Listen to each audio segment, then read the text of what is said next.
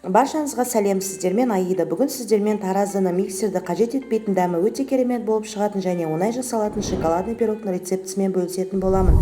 Видеоны міндетті түрде соңына дейін қарап, менің каналыма тіркеліп, жанындағы қоңырауша белгісін басуды ұмытпаңыздар. Ең алдымен ыдысымызға 4 жұмыртқаны салып, венчикпен араластырамыз. Үстіне 1 стакан шекер салып, ары қарай бір араластырып шығамыз.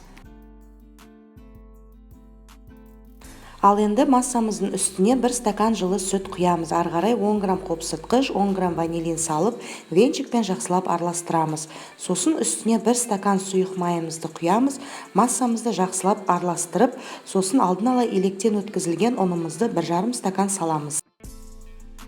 Енді 3-4 ас қасық какао салып, массамыз біркелкі болғанға дейін венчикпен жақсылап араластырамыз. Қамырымыз осындай сұйық болып шығуы қажет.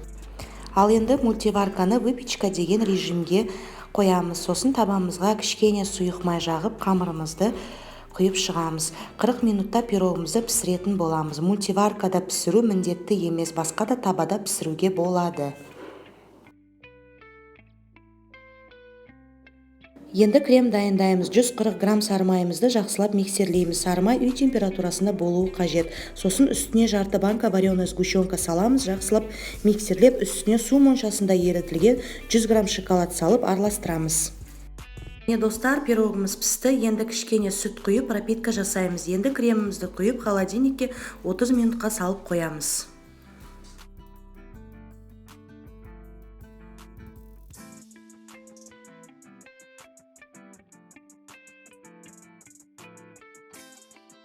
Міне достар, біздің шоколадный пирогымыз дайын болды. Дәмі өте керемет болып шыққан, ауызда ериді.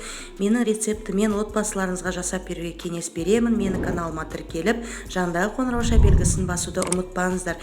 Келесіде бұдан да көп рецептермен бөлісетін боламын. Келесі жүздескенше сау саламатта болыңыздар.